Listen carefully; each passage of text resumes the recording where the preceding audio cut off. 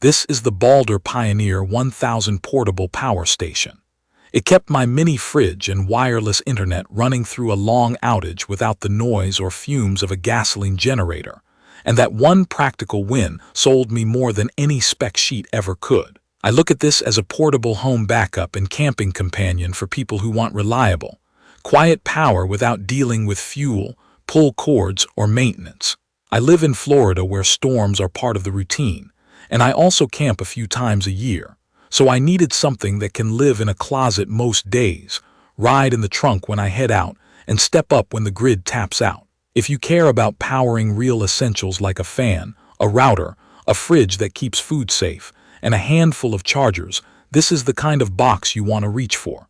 The design is simple in a good way. The body is sturdy acrylonitrile butadiene styrene plastic that does not flex or creak when I lift it. It feels like a solid tool, not a toy. The handle folds flat when I am not carrying it, and it has a rubber grip that actually helps when my hands are sweaty or when I am moving it from the garage to the backyard. It is not tiny, but it is compact enough to tuck into the corner of a closet or slide behind a car seat. The weight lands around 18 pounds, which is light for what it can do, but still something I notice if I am already juggling coolers and tents. The finish wipes clean easily, and after a couple of seasons of use, the corners do not show chips or cracks. I would not call it waterproof. I keep it under a canopy or inside the tent vestibule when rain rolls in. The lights are built into the frame, so I always have a quick lantern, and while I do not rely on it for long nights, it is handy at dusk or when I am rummaging around in a dark room. Ports are where the shape meets the function. The alternating current outlets sit on one side and they are clearly labeled. I plug in things like a mini fridge or a laptop charger there. The bank of universal serial bus ports, including universal serial bus Type-C, charges phones, tablets, a camera, and my Bluetooth speaker. The 12-volt car socket works for my air pump and a small tire inflator. Every section has its own power button, which sounds minor but matters in daily use because I can turn off what I do not need and save the battery. The liquid crystal display is bright and easy to read inside or outside.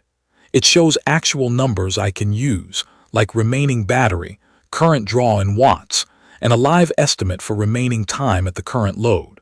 That live estimate is the difference between guessing and knowing when the next coffee can happen. Setup does not really exist here, which I appreciate. I took it out of the box, charged it from a wall outlet overnight, and it was ready. For day-to-day use, I press the main power button, tap on the section I need, and plug in. There is no app to babysit and no calibration dance. The response time is quick. When I plug in a device, the screen updates almost immediately, and the inverter kicks on without drama. The fan stays off under light loads and spins up only when I push it. When it does, the sound is more like a desktop computer than a leaf blower. It is noticeable, not annoying, and it tapers off as the load drops. The numbers that matter here are simple. The battery capacity is 808 watt-hours. The inverter delivers a pure sine wave up to 1000 watts. In plain terms, if a device pulls less than 1000 watts, it will run. If it pulls a lot more than that, it will not. Most of my daily stuff lands well under that, which is why this box covers so many bases. The pure sine wave piece means I can trust it with sensitive electronics and not worry about weird buzzing or glitches. I have charged laptops, camera batteries, and a fiber modem without issues. In my testing at home, a 60-watt fan runs through the night without draining the tank dry. A wireless internet router and a modem barely sip power, so keeping the internet alive during a storm is very doable. A laptop that pulls around 60 to 90 watts charges several times before I need to think about recharging the station. A mini fridge cycles on and off, so the draw jumps around. During an all-day outage, I kept a compact fridge cold, ran a standing fan, and topped up phones and tablets. I had enough juice to get through the day and into the evening, and the screen made it easy to decide when to unplug the fan for a bit to stretch the remaining battery. Charging is flexible. From the wall, I treat it like a nightly top-off. I plug it in after dinner, and by morning it is full.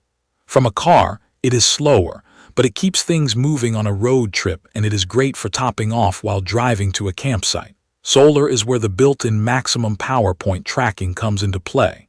With a decent panel on a clear day, the station finds the best charging point without me fiddling with anything. Solar is not instant, and it always depends on sunlight, panel quality, and how carefully you place the panel.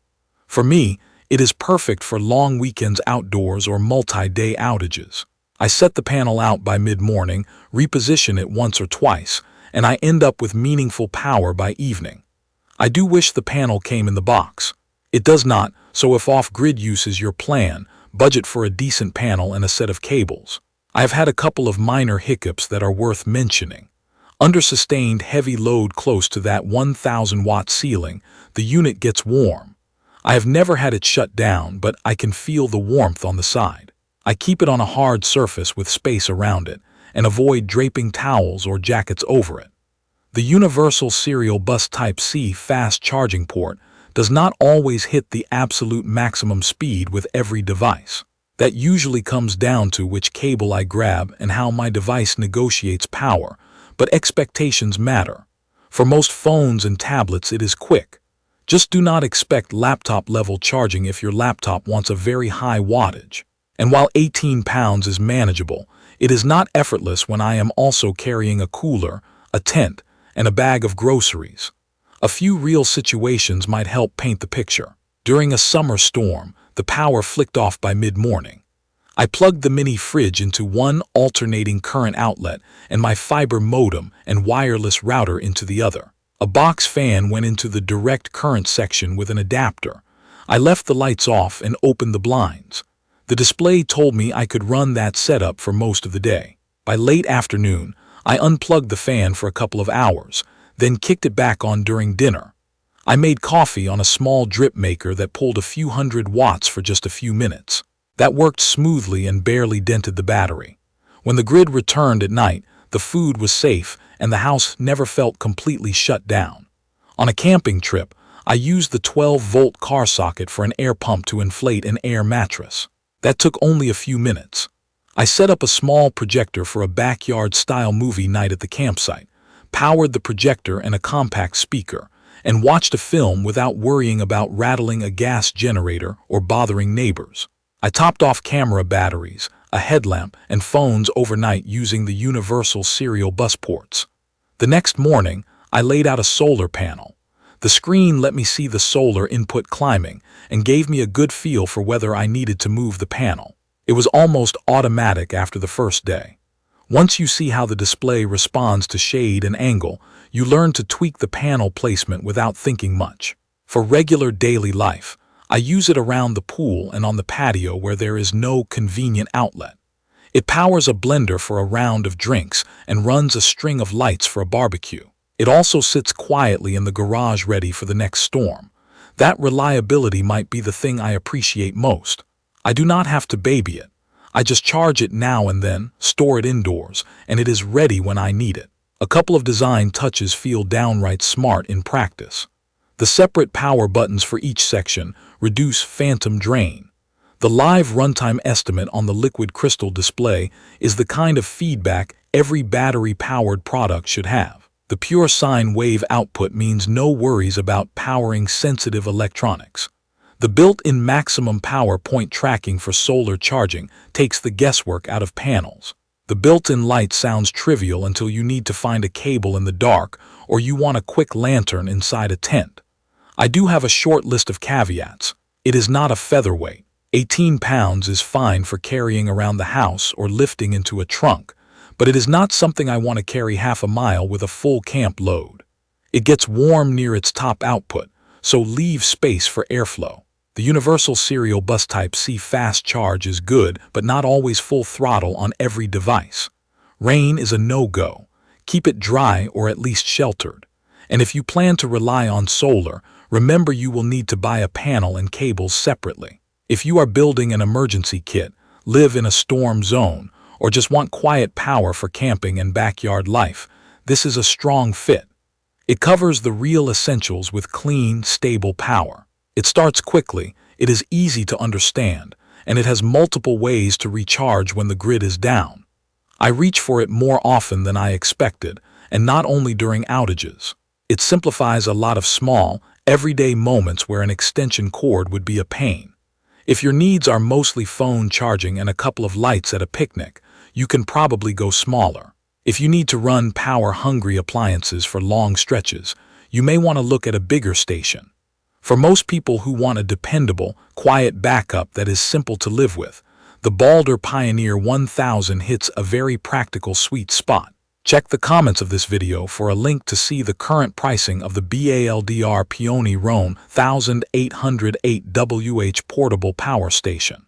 Thank you for watching.